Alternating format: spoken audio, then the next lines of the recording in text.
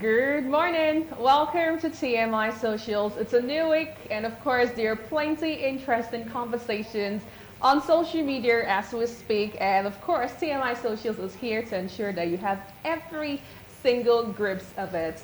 Welcome on board again. I am Anuoluwapo Stevens, your social media guide. Now, let's quickly kickstart with a great big mouth-watering breaking story, as it was in the news over the weekend, and of course tributes is still pouring in, as on Saturday, a renowned Nigerian chess master, Tunde Onakoya, set a new 60-hour Guinness World Record for the longest marathon chess at the Times Square in New York. Now, Onakoya embarked on his marathon session hoping to raise $1 million for underprivileged children across Africa through the record attempt. The 29-year-old played chess for 60 hours from Wednesday, April 17th to 20th, surpassing the current chess marathon record of 56 hours, 9 minutes and 37 seconds achieved in 2018 by the Norwegians. Now let's move over to New York to see how it all happened over the weekend. Once you get to 55, we sing national anthem. Are you ready? Okay now, I will sponsor the song because the constitutional Islam, we sing national anthem. Are you ready, guys? Yeah. Okay.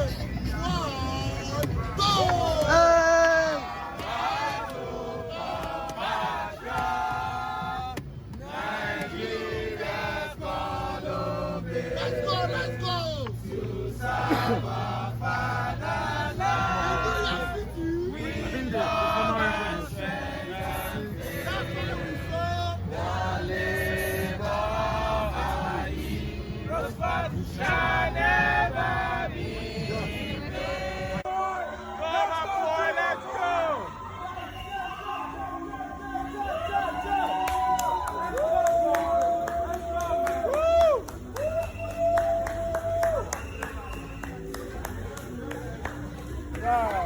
Emotional moment, baby.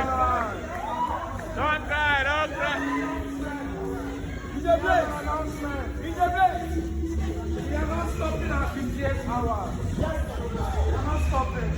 So we're going to 62. We're going to 62 hours right now. So let's go. We're going to 62. 62 guys. 62 hours. 62 guys. We need that down. Yes. We need that down. Tunde Onakoya.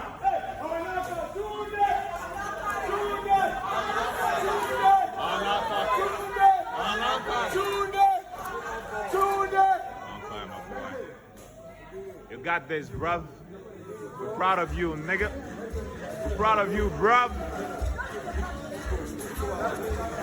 We're proud of you, bruv. Come on, man. Come on, man. Come on, man. You got this. You got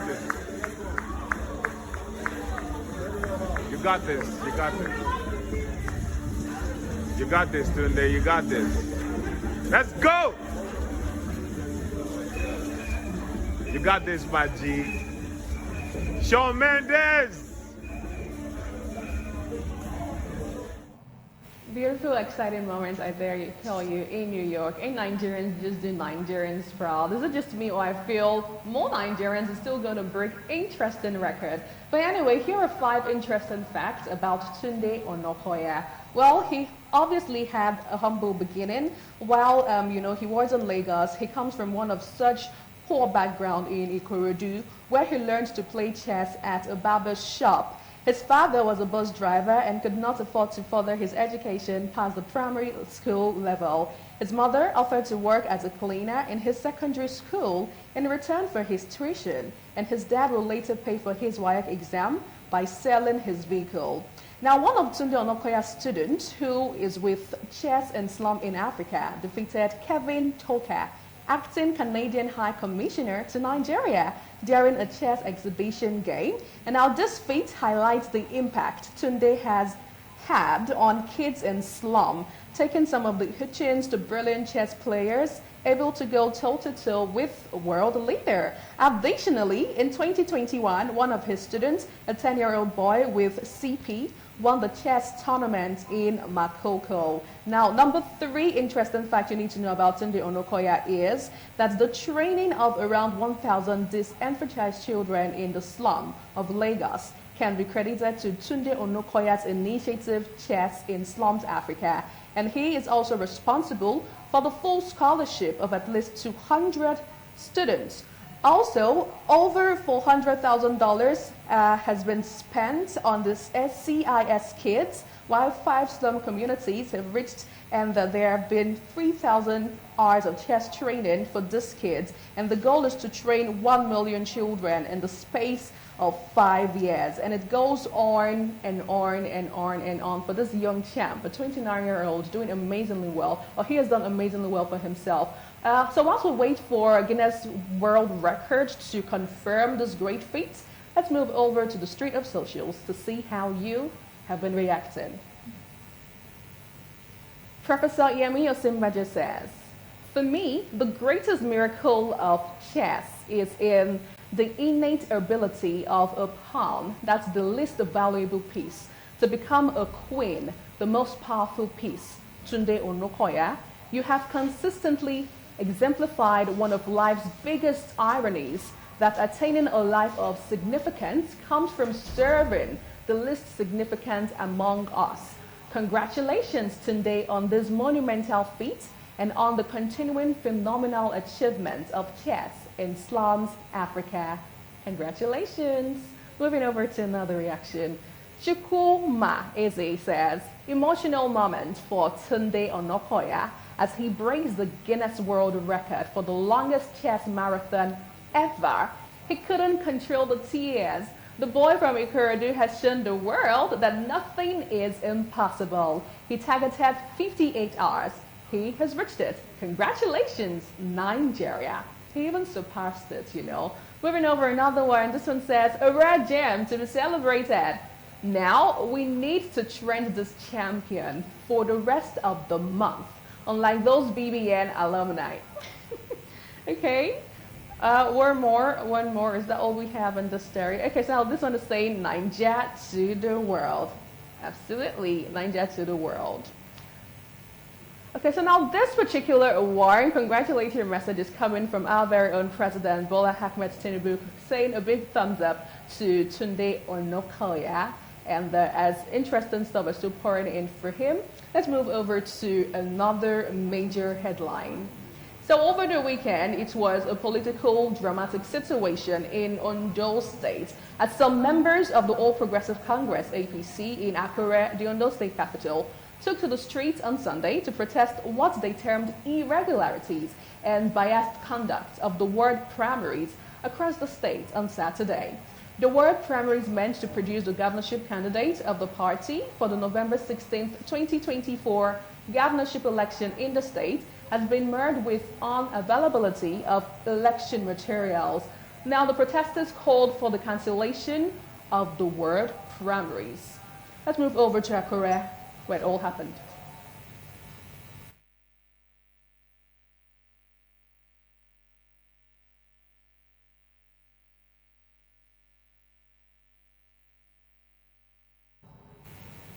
All right, how did you react to this? Take a look. This guy says, why the protest? Does it mean they don't understand your party anymore? Question. Amos Babatunde is saying, were they expecting the incumbent governor to lose? Politicians can be very funny. Aide-de-camp has won, and that's final. Still on Ondo State situation, Godwin is saying, Nigerians, stop complaining. This will never stop until you insist that the right thing is done. The institution is packaged that way. No miracle will change it. The system will still ask you to go to court. The court is already compromised, and the result from the judiciary will still hurt you. Just rise and say no and mean it. Another reaction on this one. Leona is saying the election was totally free and fair. So it's more or less like a mixed reactions, on the street of socials. Now, in another development, just during the early hours of this morning, it was in the news that the governor of Ondo State, Lucky Aiyedatiwa, has been declared the winner of the APC ward primary and the candidate of the party in the coming governorship election in the state. Now, Aiyedatiwa emerged a total of 48,569 votes in the primaries, while other fellow contenders like Mayowa Akinfolari polled 15,343 votes, with Olu Shola Oke coming in third with 14,865 votes. Now, he was declared the winner by the chairman of the governorship primary election committee and the governor of Kogi State, Hamed Udodo, in the early hours of today, who also noted that the electoral process went smoothly with little skirmishes recorded. Let's have a clip of how it happened. Election committee under the chairmanship of my humble self, Ahmed Usman Ududu, other members, to conduct the primary election to determine the flag bearer of our great party at the forthcoming governorship election in Ondo State.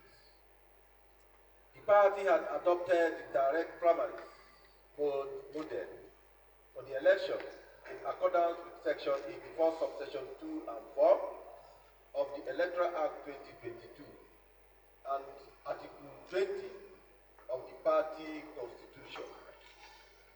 The report from the field revealed that the primary election went on peacefully with minimal skirmishes reported in some isolated areas.